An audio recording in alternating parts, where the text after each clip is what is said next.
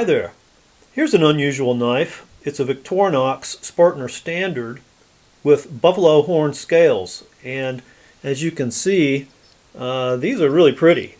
I've had a few of these. I've seen a lot of them. This pair is one of the best looking I've ever seen. So you got this nice contrast here on the front between the light and the dark areas, and on the back here you've got just like this almost perfect black or darkened outline, and then the creamy part in the middle with a lot of depth, a lot of patterning. So I think just absolutely gorgeous. It also has exposed rivets, as you notice.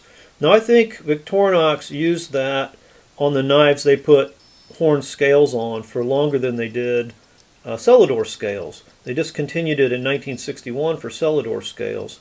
But later on, when they were still putting horn scales on their knives, they had hidden rivets. So this is a vintage feature to have the exposed rivets. I'm going to date this knife somewhere between 1961 because it does have the newer style sharpened reamer that they came out with in 1961 that replaced the exposed awl. So post 61, but whoops, I think pre-1973 because it does have the clip point blade that they discontinued at that time. So this is a very pretty knife, no doubt about that.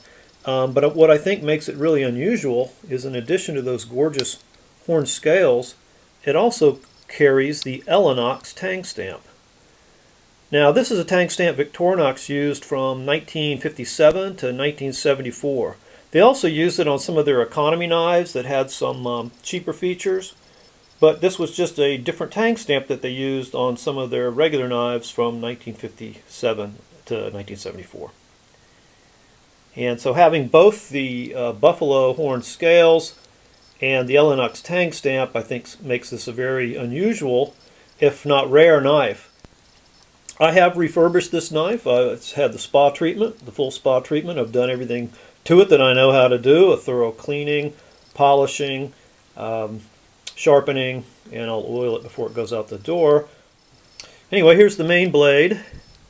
As I said, it's been polished and sharpened. It's got a nice edge on it.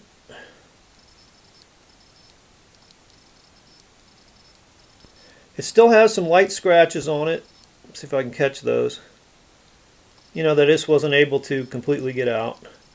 And here's a frustrating thing about Victorinox knives, at least the kind that share, you know, the large blade and the small blade in one slot, is that you polish them up, you get a mirror polish, you close them a few times, and you get scratches where the small blade rubs the big blade. It's just going to happen.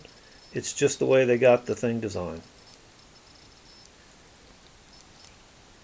On the other side, it's what is it? It's Victorinox Switzerland stainless Rost Fry with the small V. The knife has great action. All the tools have a nice snap, work perfectly good. Here's that clip point small blade. It does have an issue. It has a bend near the edge. I did my best to straighten that out. It's still visible, as you can see, but the knife, the blade will take a good edge all along the edge. And while it may not look too pretty there in the light, it's wickedly sharp. By the way, when you look at my knives like this is like looking at them under a big magnifying glass, remember?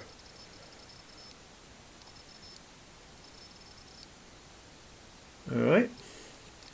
And then the opening layer, we've got the can opener here. It's got Swiss patent mark on it. That's a vintage feature. The small screwdriver does show some wear. It's been goosed just a little bit there. Not badly, but it's got a little crimp in it. And then the large screwdriver sharpen cap lifter. That's another vintage feature. That tool's in really good shape.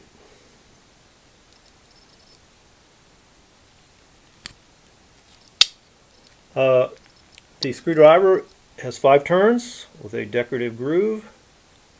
There are your aluminum liners. And here is that flat sharpened reamer, post 1961. No sewing eye. So just another really good look at the outside.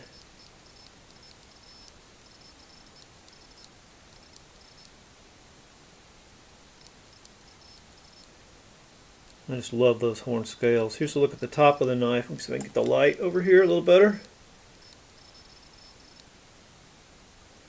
And the edges.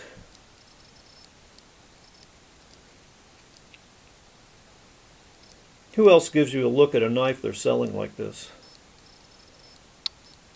Okay. It's for sale in my Etsy shop. I hate parting with it, but I can't keep them all. Thanks for watching, and have fun collecting.